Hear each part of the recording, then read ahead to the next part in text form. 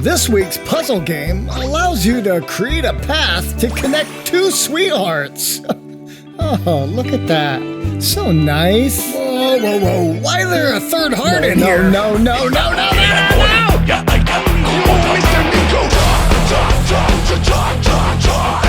What the heck? Yeah, this is our review of... I'd like to thank the publisher for providing me a review copy of the game. It was developed by... Xitilon. It was published by... Xitilon. This game right here done got released on March 25th for the entry fee of $4.99. How you like that, you little sweetheart? This week's title is another simplistic puzzler from Xitilon. A true game about the attraction between two hearts. And with most great puzzlers out there, the basic concept here is easy to understand. But as the levels progress, you'll find it hard to master. Love is no exception.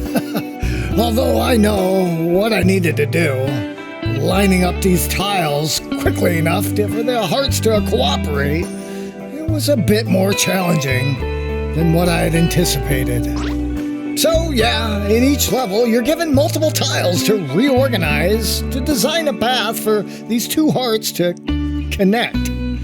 Which wouldn't be a difficult task at all if the stupid thing would quit moving. Come on now, hold still! This small gameplay mechanic makes the puzzle solving here double-sided. Not only do you have to solve the connection path for the hearts to meet, but you also have to anticipate the travel time of each heart along the designed path, which really led for some real frustrated words being spoken in the general direction of my TV set. Emotional damage! Why is this so hard? Just go to the opening. The opening's right there. Just get there. Why don't you just go home? That's your home. Are you too good for your home? Answer me! Overall, given enough time, I was able to fumble my way through most of these levels. Obviously, not in the most direct route. I was kind of relieved to know that there was multiple paths to solve each level, so you have that. Perfection is not required here. Are you sure about that? As you progress the levels, a few variations are introduced, including enemies and lockable walls. But the lack of variety here, or general feeling of progression, really hurt the overall score. The publisher told us to expect more challenging titles out of them, and this week's game really falls right in line to that. What the fuck? I just wish there was more game to be had here, or some sort of design that was, I don't know, outside the box. It's a simple game with a simple score, and I gave it 2 beans out of 5. Yep, well, that wraps up that review right there. Here's some notes I took. What the heck? Yeah, this is our review of Spaceman.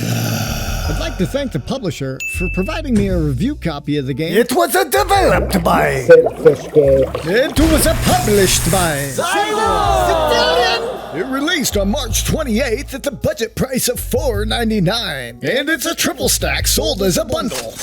Okay, so here's your forewarning.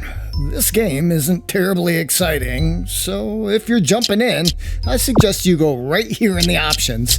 Tickle this little lever right here to make your spaceman a little happy.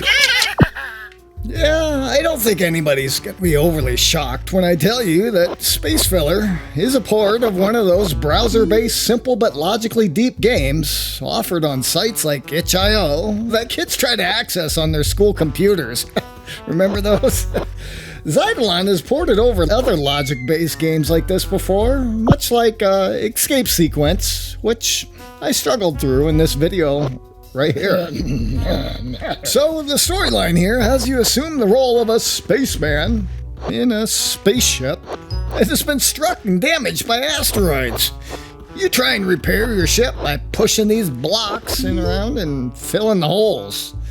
Not that the story really matters when it comes to these box-pushing sokoban games, but there are some simple logic puzzles with complex order of operation patterns to try and follow and figure out. The simple thumbstick or D-pad controls allows the player to move the character. Thank you, Anthony Weiner. Which might be a game design that would be a good choice for someone looking at games with accessibility options. Looking at you there, children's hospitals. The yellow blocks are magnetic, which causes the touching blocks for them to join together, stick together all sticky. As you work your way through the levels, the difficulty does increase, so undoing the moves or restarting the levels is totally possible if you get stuck. Your spaceman must avoid the holes. Don't fall in it. Otherwise, you risk getting sucked out into outer space. The achievements here only require you to stumble through 27 levels to get the full completion, and are very obtainable, especially using a guide. I'd like to thank Dwaggy for taking one for the team and wasting his time to make this guide.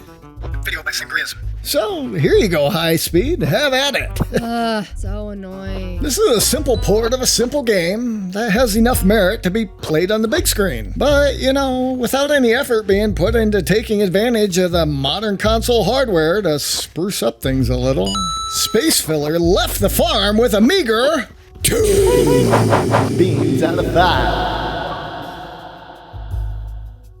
Yeah, well, that wraps up that review right there. Here's some notes I took, where I put the keys to the truck. So, we make these new review videos every week, so if you're an indie developer or there's something you want to see... How about The Last of Us? We'll have to do a series. Let us know your thoughts and recommendations in the comments down below. Be sure to visit again next week as we continue to take humorous stabs at some of the industry's new and upcoming titles. Stay safe out there. We'll see you next time on The Frog.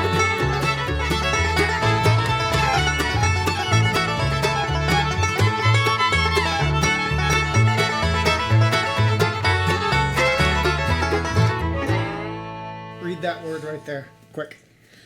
Lovisama. Lovisama.